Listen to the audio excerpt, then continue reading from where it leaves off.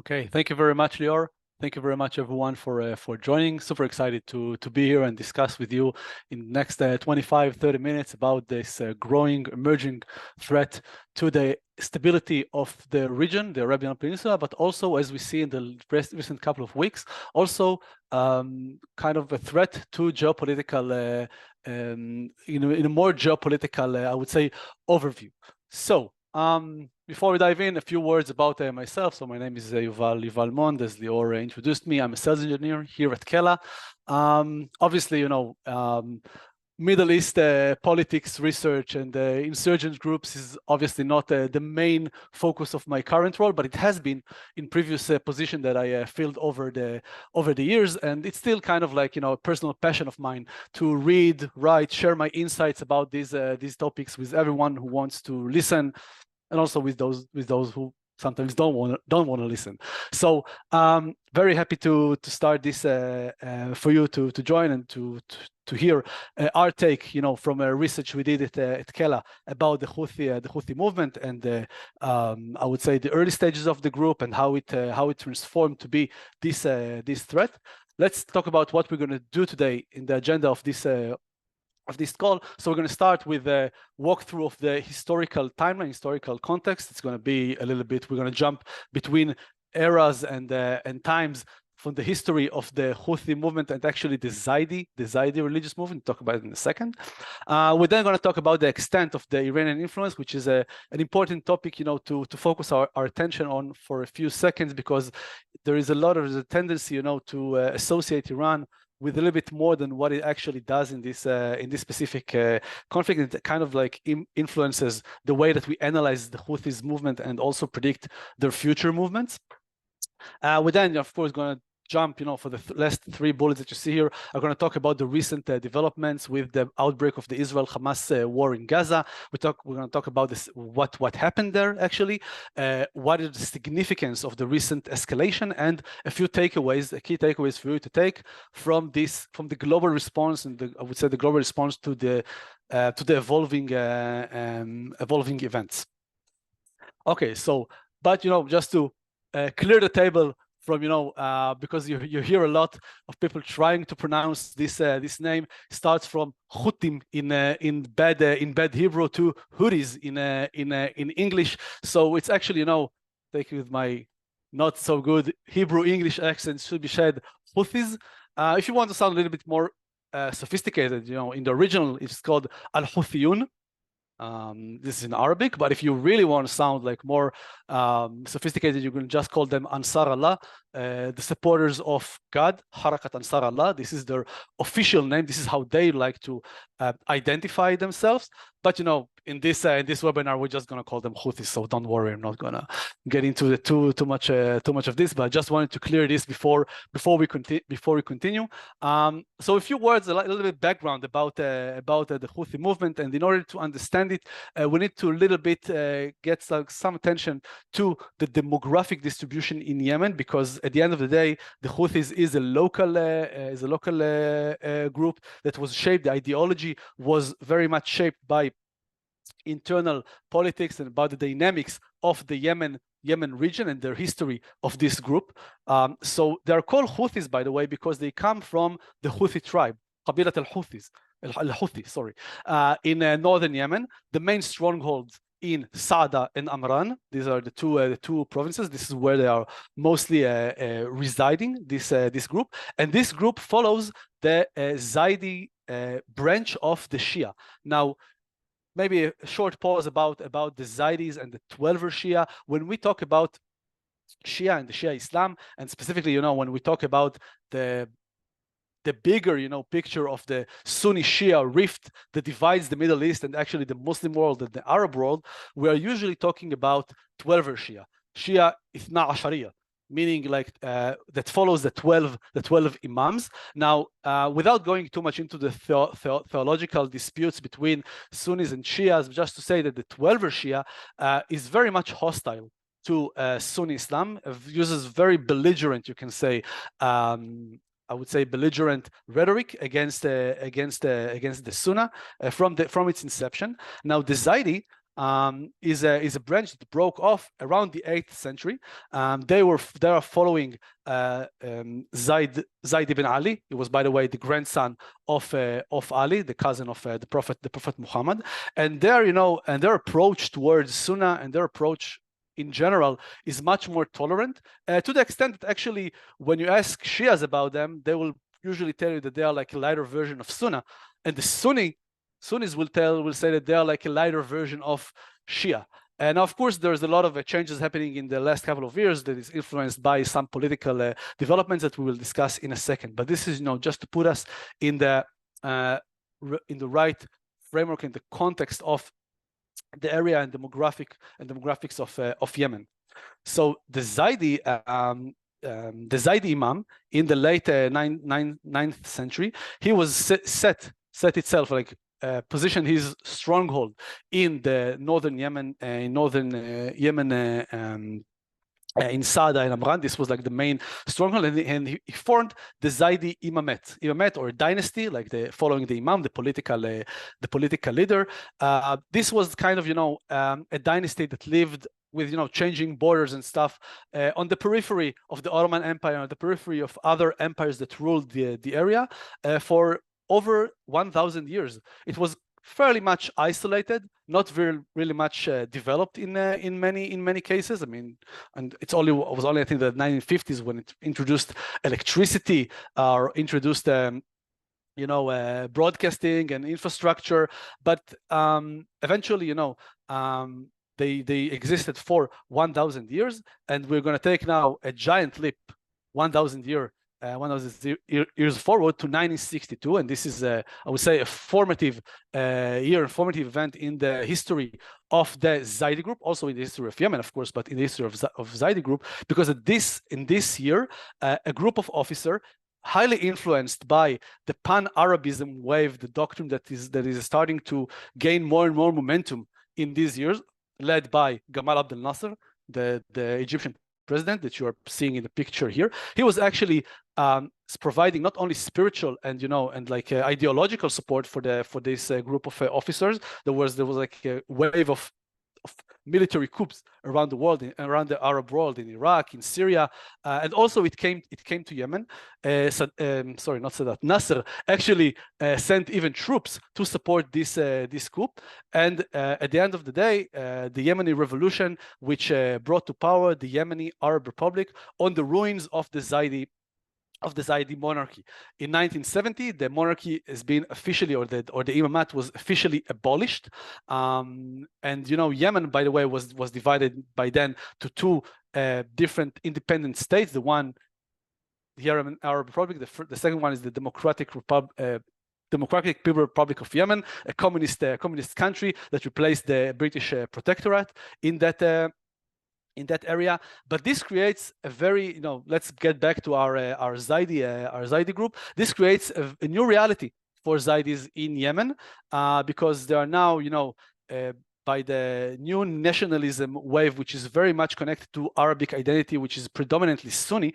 Zaydis are marginalized. They are pushed away from senior offices. The entire area of Sada and Amran are being very much neglected, and this makes a lot of Zaydi, especially younger Zaydis, to either leave the sect completely, or just not having this part of identity, not having their identity too much centered about their Zaydi identity.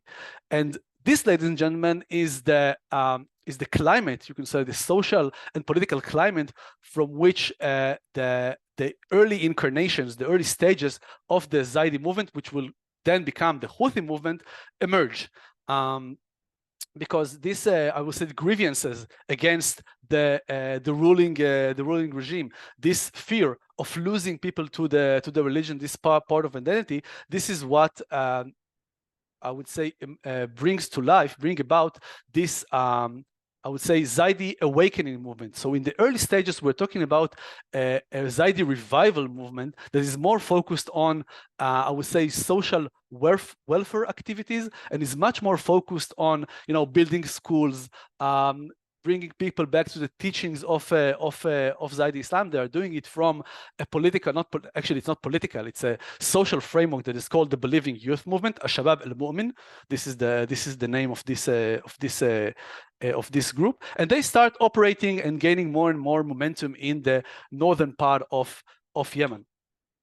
Now, jumping a few years forward to 1990, and this is like another important year, 1990, and the 1990s in general, because in 1990, global developments with the collapse of the Soviet Union, and many communist regimes are collapsed around the world, including that of southern Yemen, which we mentioned a few minutes ago. And the entire so the Yemen is unified between the north and the south under the regime of Ali Abdullah Saleh. He's the strongman, the president of the United Yemen, you can call it. And this also brings about a new political system, which is much more open, much more trying at least to be much more democratic. More political parties are allowed, and the Zaydis are grouped for the first time as their, I would say, distinguished political framework of Zaydi that promotes Zaydi identity. And in the 1993 election, they actually also succeed in bringing in 2 seats in the parliament. One of them is filled by this young, handsome individual called Hussein Badruddin al-Houthi. He is a very influential cleric. He's one of the founders, by the way, of the Shabab al-Mu'min, of the believing youth, and he will become, the face of the Zaydi movement later on, the Houthi movement. And let's just mention one more event that takes place in the 1990s, and this is, we talked about the I would say the democratic revival of Yemen, but this was very much short-lived, because in 1994 another civil war broke between the north and the south, and the Zaydi movement, and specifically Hussein is siding with the south, which forces him to leave the country, and he starts wandering around in the area, starting from Sudan and then moving to Syria, Lebanon, eventually setting up shop in Iran, specifically in Qom. This is the main, I would say, educational center for the Iranian, for the 12er Shia, and this starts to get really much influenced by the teachings of this sect. He's, even some reports, is becoming very close to Iranian Shia leaders, also very much influenced by Khamenei later on, and he is adopting and he wishes to take a much more radicalized approach, adopting the Iranian model also for within the Zaydis, meaning like introduction of the Zaydi Imamat again, building like a theocratic regime that will be surrounded or centered around the Shia and the Zaydi Shia. And when he's back in Yemen in 1997, he takes the entire Zaydi movement and sweeps them to this more radicalized approach of political, I would say, framework. He does that with the help of the Shabab al-Mu'min framework as well. And this leads us, to the first years of the first decade of the new millennium. The entire area in the Middle East, Arabian Peninsula in particular, is undergoing what you would call like a radicalization wave, very much influenced by the events of the global war against terrorism, the 9/11 attacks, and the 2003 invasion of Iraq. This does not skip the Zaydis as well, and they are adopting a very much anti-US, anti-Israeli rhetoric, with very much similarity to what we used to see in Iran. We'll see their slogan in a second. This is also where they adopt the slogan that you may have been familiar with. But this makes Ali Abdullah Saleh here in the picture pretty much concerned about what is actually becoming on his on the northern borders, on the northern parts of Yemen. He's afraid of another Hezbollah model that would be an Iranian proxy in-house, and he unleashes a series of crackdowns from 2004 to 2010, six actual wars, civil wars against the Houthis. They are called the Houthi wars, or even the Sada wars. In the first one, by the way, Hussein is being killed, and this is when this movement actually gets the name al-Houthiyun, or the Houthis, sorry. He's replaced by his brother Abdul Malik al-Houthi. And this is also when the Saudis start to intervene, because the Saudi also understand the magnitude of this threat, also on their southern border, and also how it can potentially agitate local Shia communities in Saudi Arabia. So this is the first time that this local problem, this I would say local Yemeni problem of the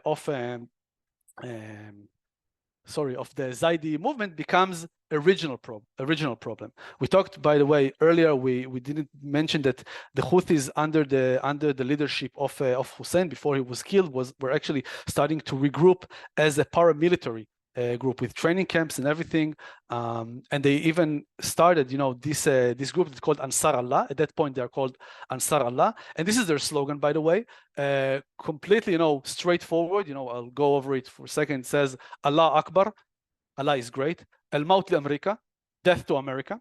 Al-Maut li-Israel, death to Israel. Allah ala al-Yahud, curse be upon the Jews. And Al-Nasr lil-Islam, meaning victory to Islam. Now, you may see a lot of resemblance here to the slogans that you'll probably see in Iran. This is no coincidence, of course.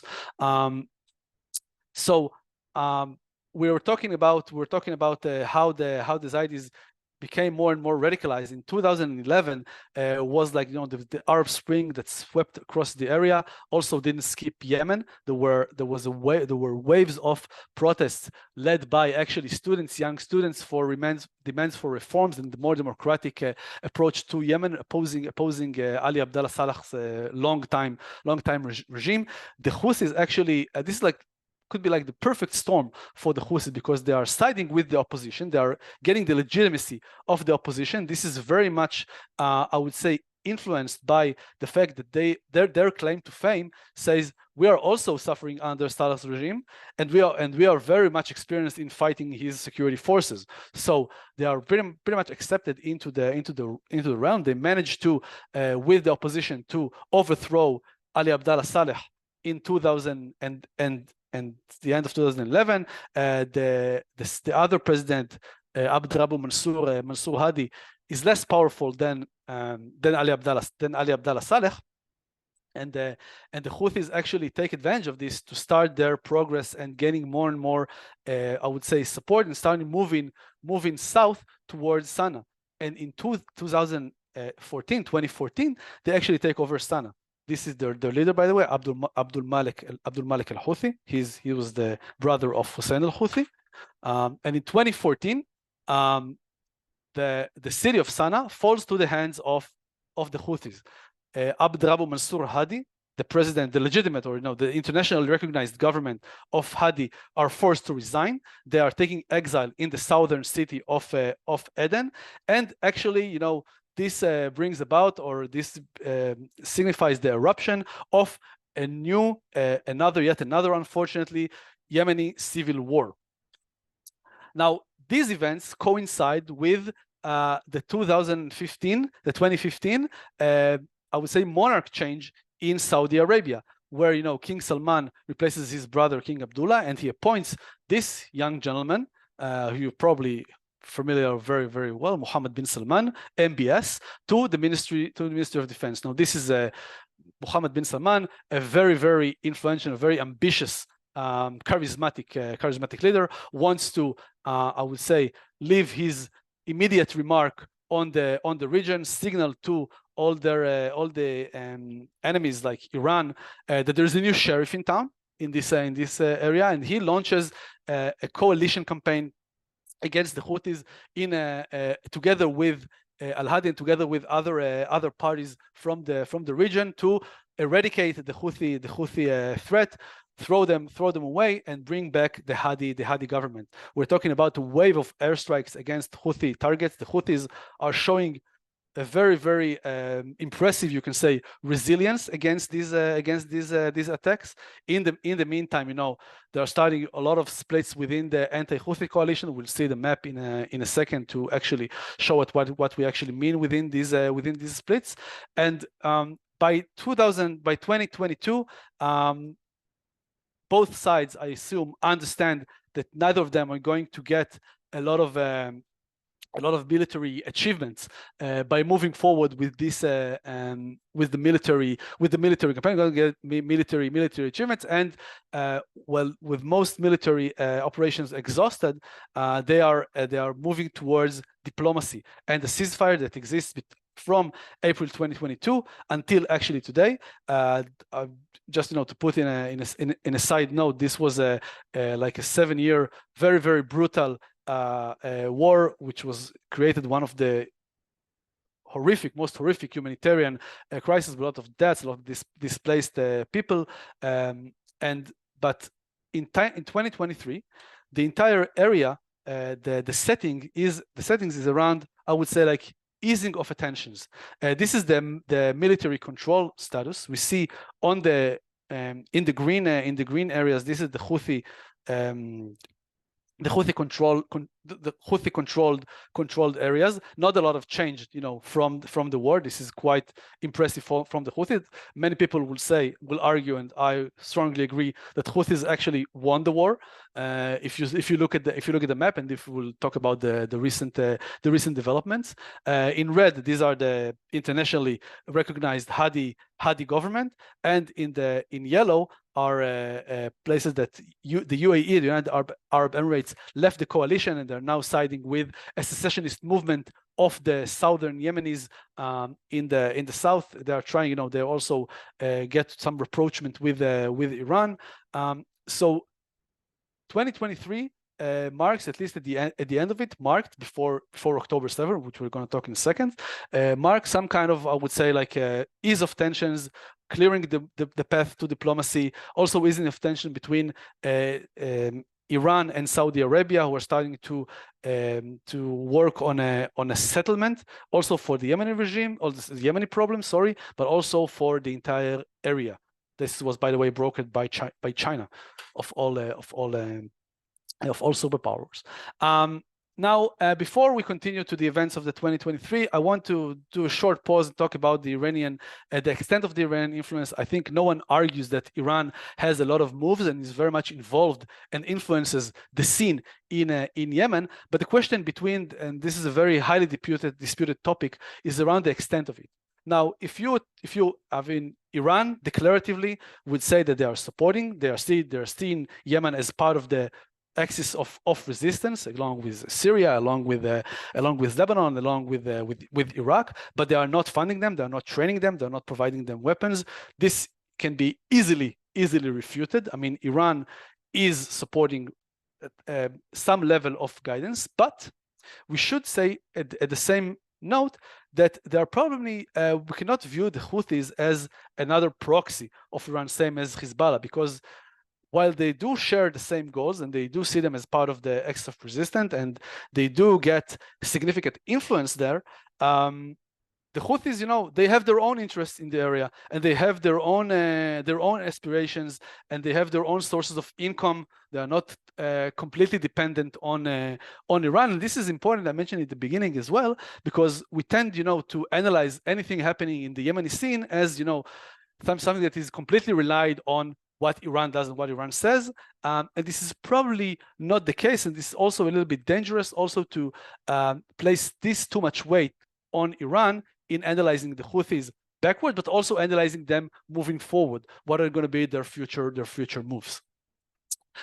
So now we can speak a little bit about what's happening today and what evolved, because we said that the entire area was going to some kind of rapprochement, reconciliation, but then October 7 happened, and with it, a lot of tensions between Iranian proxies in Hamas in Gaza and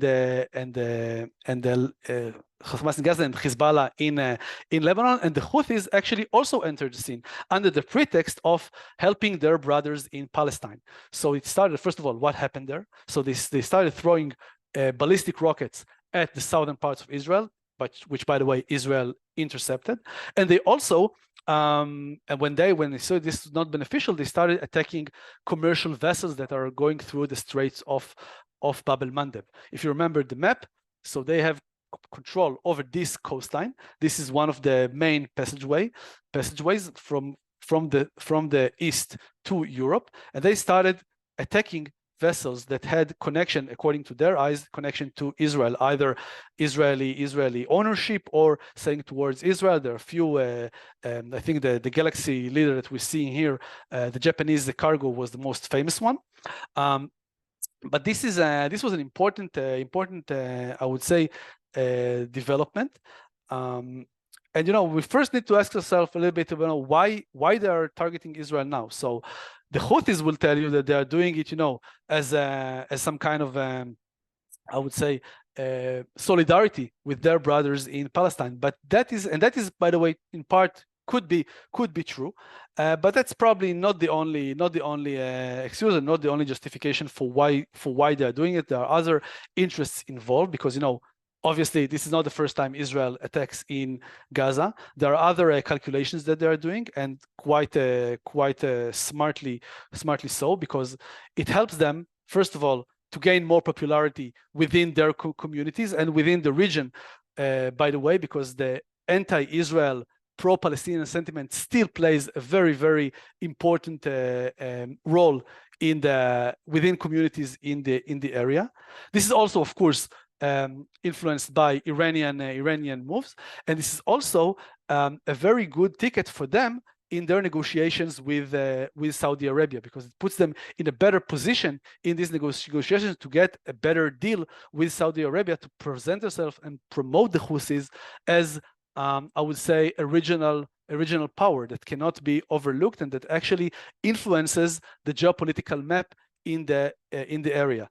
And above everything, we should always also remember that their calculation, which is quite right, so at least we can see so far, is that they're doing all these actions without paying a lot of price, too much price for these moves, because Israel is obviously not going to attack them at the moment. The entire area is moving towards more reconciliation, so they can do an action that brings them a lot of popularity within their communities without paying a lot of too heavy price. And we'll see also how it was actually proven right from their perspective. But before that, a few words about the significance of the recent escalation to geopolitical order, to global economy. We're talking about the Strait of the Bab el-Mandeb Strait, and this is, you can say, like the entry gateway for containers, for naval passageway from the east, from China mainly, to Europe. We're talking about 15% of global maritime and commercial shipping that is entering this, with something about 15% of the 60%, yes, about 20,000 containers, 20,000 shipping containers per year that are moving through this passageway. So any disruption of this passageway, of course, has significant influence, because the detour, and we already heard about a few companies like Mars, like Houthis and the German shipping company, who are taking the detour, and this is one hell of a detour, because it's like 4,000 miles. It makes the entire shipping much more expensive and much longer. Also tripling according to some reports, actually tripling the price for each container by these groups. And also, for the companies who are still traveling through this path, the insurance premiums are much higher. And you can see in this nice diagram that I took from New York Times from a few days ago, shows you actually the cost of shipping from China to Northern Europe and from China to the US, to the US East Coast. So you see the spike during the pandemic. So we're not there yet, by the way. We're not there yet now, but there is growing concerns within analysts, within financial analysts, saying that, if this situation continues, we are talking about growing inflation to the rate of nearly 1% increase in consumer goods. And this could be a major, I would say, problem to the world economy if this disruption of the passageway continues. Now, this is becoming a global problem. Since the Houthis are becoming a more global headache, then it also requires a global response, right? And in mid-December, the Secretary Minister of the US, Lloyd Austin, announced the creation of Operation Prosperity Guardian. This is a coalition led by the US and the UK, and all in all, around 20 countries, 12 of them have been already named. They're starting to launch attacks against Houthi targets in Yemen. So far, there have been, I think, a wave of 2 or 3 such attacks against the Houthi strongholds and Houthi targets in Yemen. And the objective of this operation, the objective of this coalition, of this specific task force 153, if I remember correctly, is to secure the passageway of the Strait of Bab el-Mandeb. But there are a few key takeaways that we need to take, from when we try to analyze this new development and this global response. First of all, we can see we need to look at it from a few angles. First of all, the objective, which is fairly limited. If you think about it, in 2015, the whole world watched Saudi Arabia start launching attacks and airstrikes against the Houthis with the objective of eradicating the Houthis completely. So it's kind of interesting to see that after 8 years, no one is even talking about I would say eradicating this threat. Everyone understands. The US and the West and all the regional powers understand that the Houthis cannot be overlooked, and this also impacts the low turnout of this coalition. We see, we're looking at the countries that have joined this coalition, some of them only declaratively, and some of them actually with the force. But we also need to look at the countries that that are not participating in it, mainly Saudi Arabia, who has its own interest, for reconciliation, not escalating the situation with the Houthis, not escalating the tensions with Iran.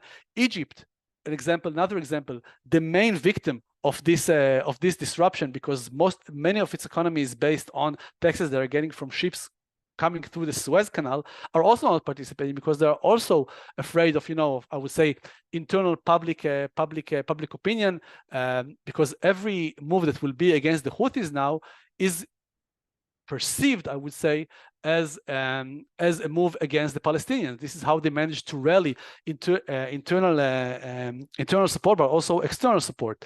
So we see a lot of conflicting interest within the potential participants, and we can see that the Houthis actually made a quite smart geopolitical move that actually puts them in a position to become, and actually, I would say that actually already have become, a legitimate actor in the new shaping political map of the Middle East. And this is quite remarkable. You have to admit, kind of shows you how this group from its inception got to this geopolitical position in the area. And this, of course, the key takeaway here is that we need to start looking more and more into this area. We need to start educating ourselves more about the Houthis, about their motivations, about what they are planning to do. Hopefully, we managed to. I was able to do some of it in the last 30 or 35 minutes. Thank you very much for listening. I'm not sure we have enough time for questions. I want to see if we have any of them. Now you see, I also see that time is not really much in our favor. Of course, if you have any questions, feel free to shoot us an email. Feel free to reach out to Kela. Also inviting you to start in a free trial with the Kela